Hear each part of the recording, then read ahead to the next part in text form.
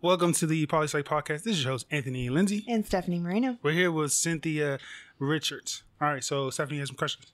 Yes. Hello, is it Cynthia or do you go by Cindy? Cindy's fine. Awesome. Well, it's nice to meet you. My first question is, can you tell us about how your literary career began as a columnist and how you transitioned from being a food critic and entertainment reviewer to writing about horror and urban fantasy? Quite a big difference there. I started as a columnist back when I was in college, back way long time ago. It was our college newspaper. And eventually I began to intern with an entertainment magazine, in the local area.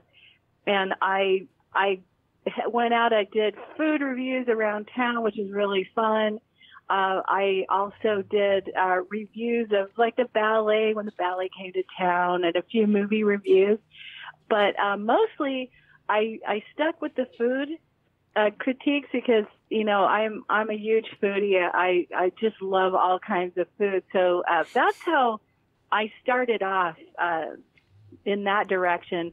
When I graduated college, I tried to go out and do more freelance work for the larger papers. And I was able to do some, but, you know, there were a few weeks there that I really lived on top ramen. So I decided to start with another career path and got into computer programming and went to project management. And finally, earlier this century, 2004, you know, I really knew something was missing. I was missing my art form and writing. I always loved to write.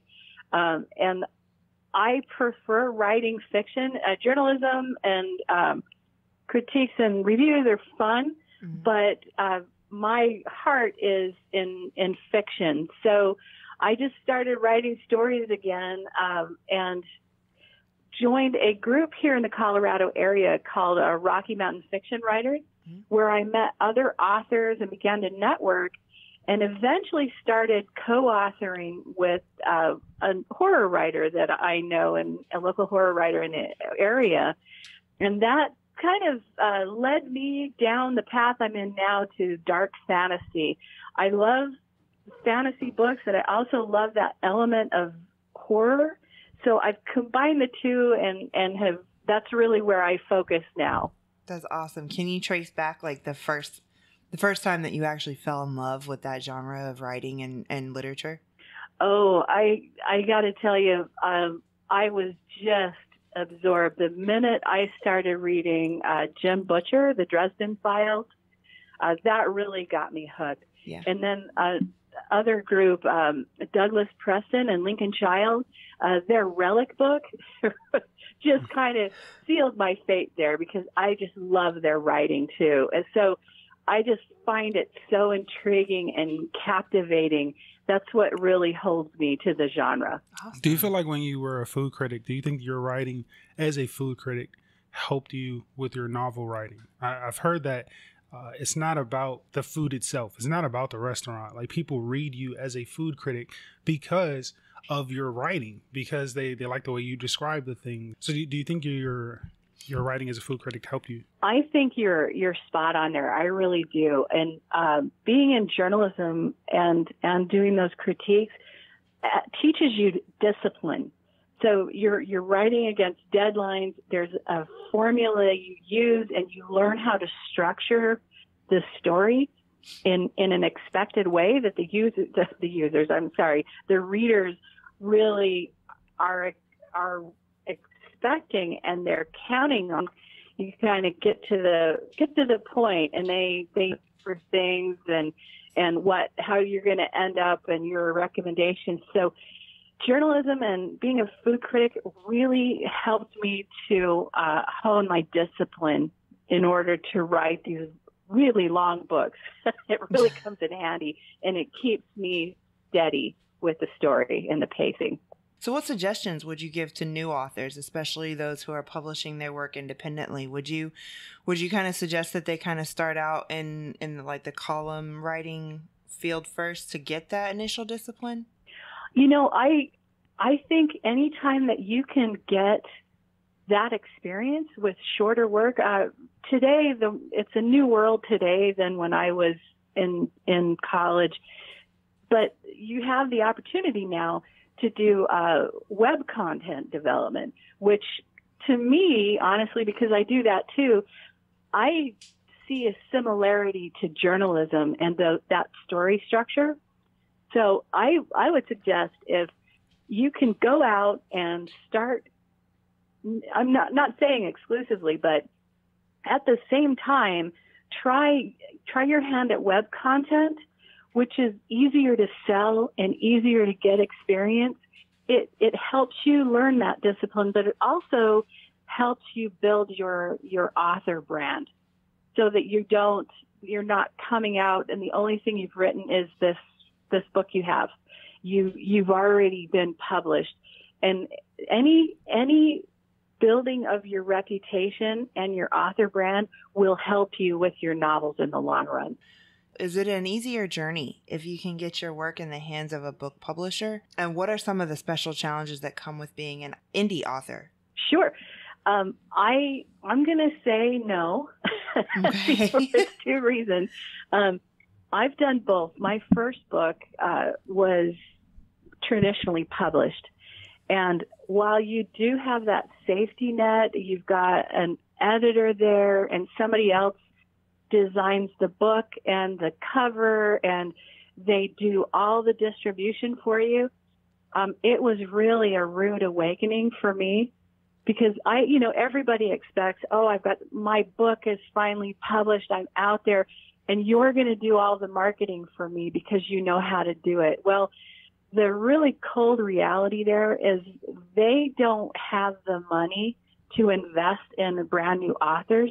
They save that marketing money for bigger names, which is a really crushing disappointment. That is a harsh reality. That is a harsh reality. You heard both of us just go, "Oh no!" But the good news is that, even if you don't go the route I did and had your first book have it traditionally published and you go instead and you start doing your web content, maybe you get a few piece articles in the newspaper or online journals. If you go the indie route, there are challenges. There's challenges there that you are taking all the risk. It's your money. But, and at the same time though, I got to tell you, I still have my traditionally published book out there, because they own all the rights. I have my 4 books that I've indie published now, and I control the marketing. I can reduce and increase the price of books. I can sell them where I want to. I can go and do book tours. I don't have to ask anybody's permission to go out and hire a publicist. When you're traditionally published, unfortunately, and this is just my experience, but when you're traditionally published, they own that book, and it's almost like you have to get permission to coordinate with them for publicity. And a year passes and they've already moved on to 10 other books and you're still trying to market yours. I find that it's much easier as an indie author to get my books out there and do these tours, get them in, this year I was in Denver Comic-Con with my indie books and that with my published book. Because I was able to do specialized marketing, and I was able to increase or decrease the price based on what I wanted to do. It's to me, over the hurdle of publishing, the marketing piece is much easier. So that's an upside of indie. The one big challenge with indie though is because you take on that responsibility yourself and you have to take all the investment on, really it's very key to write a good book, the best book you can write at the time. And the second critical piece is to hire a very, very good editor who is going to help you catch all the typos or the plot inconsistencies, because indie authors still have that little bit of that bad reputation of there's just a lot of garbage out there and they don't take time to edit. While that is true for some, the majority of us spend the most time and the most money on that editing piece, because we're very aware that the quality of my book is related directly to my name and my reputation. Mm-hmm. So I want to get that best quality book I can out there. And then the third key thing is spend the money on a fantastic book design, because people don't want to see your homegrown book cover. They want it to be professionally done, that really catches people's eye, that you want to make sure if you're going the print route, that when it's on the bookshelf, you're able to compete visually and with the quality of the book formatting and the printing. You want to make sure you can compete with the publisher, traditional publisher. Sure. So I think those are the key things to remember, your key challenges. While I love indie publishing, I doubt if it's going to take a lot for me to do traditionally published again. There are some things that you have to be aware of before you go in and start. You've got to know the business, and you've got to take the time and the investment to put out a high quality book.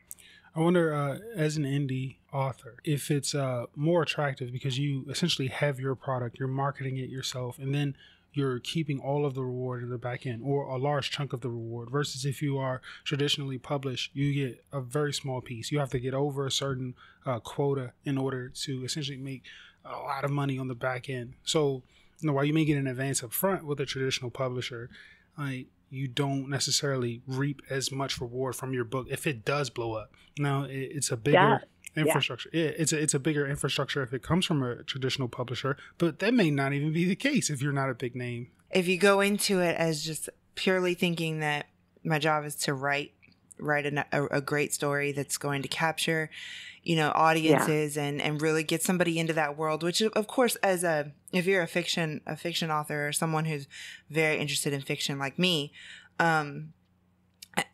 I imagine that as the writer, that's the main thing that your heart is into, is writing a good story. But I'm wondering if the rest of it, as an indie author, instead of going towards it for a traditional publisher, do you have to have all this other business savvy that it seems like you really need to have, or can that come with time and trial and error? Well, I'll tell you, full disclosure up front. Mm-hmm. I'm also a project manager.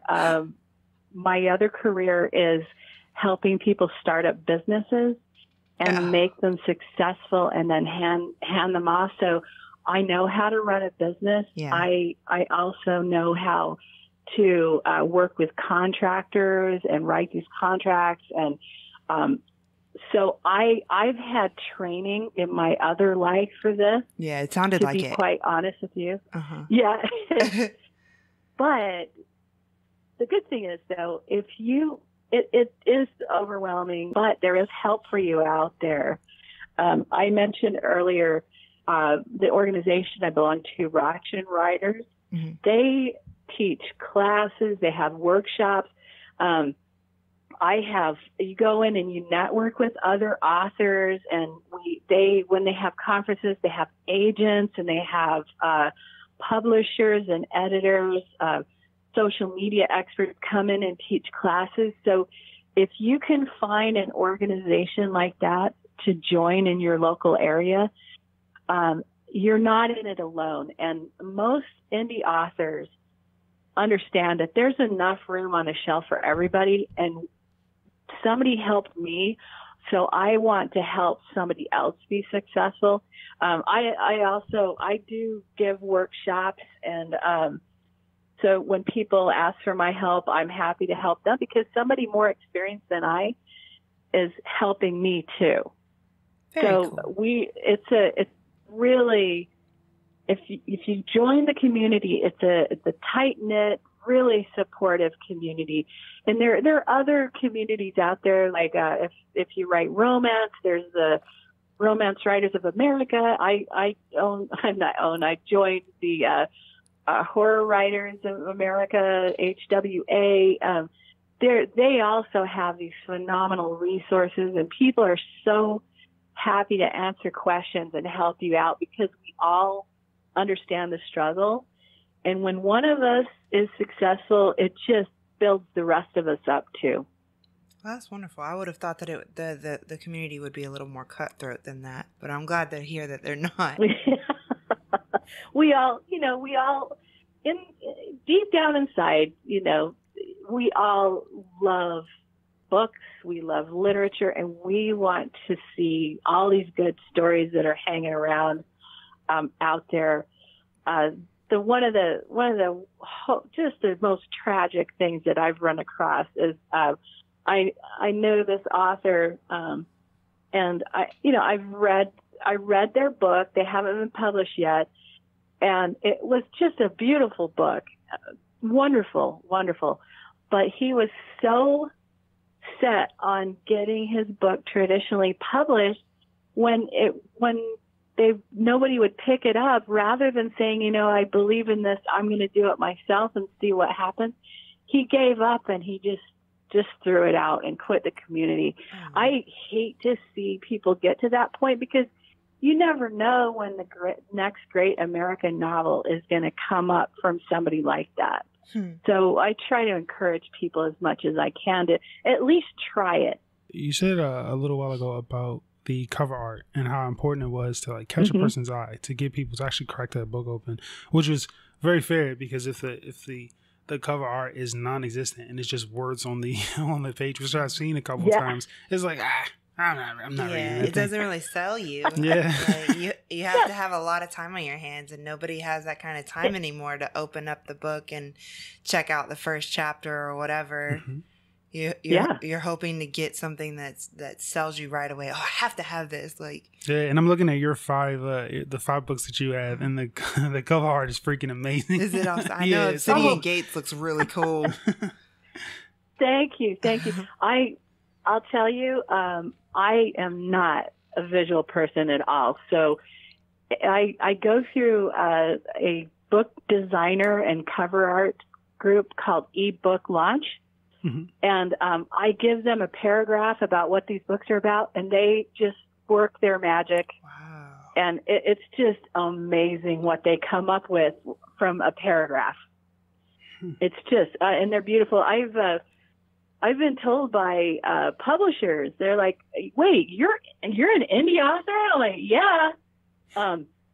But it's because of the quality of the book formatting that is just makes them look so good, and the cover art is amazing. I just have nothing but good things to say about these folks because they're just so amazing and talented. So you've got, all right, so this Mutant Casebook series, there's Phantom Harvest, Lost Man's Parish, Pariah, and the Lords of, how do you say that, Valdion? Uh-huh. All right, awesome. And then the most recent, Obsidian Gates.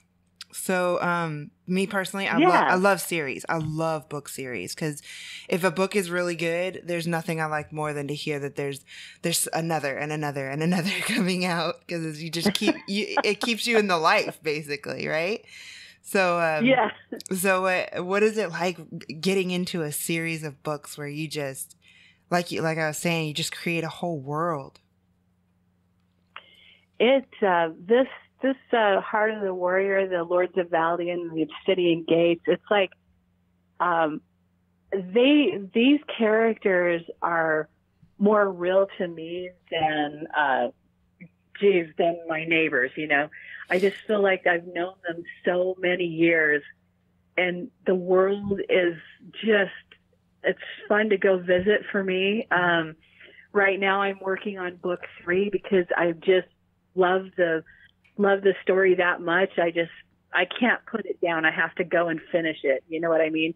Mm-hmm. So it's just, I don't know how else to explain it.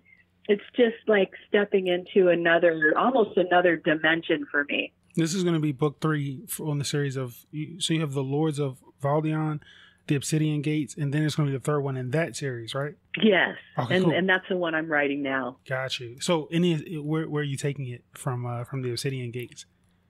Or can you not tell us? No, don't tell me. Don't tell me. Don't tell me. No, don't tell me. No, tell me.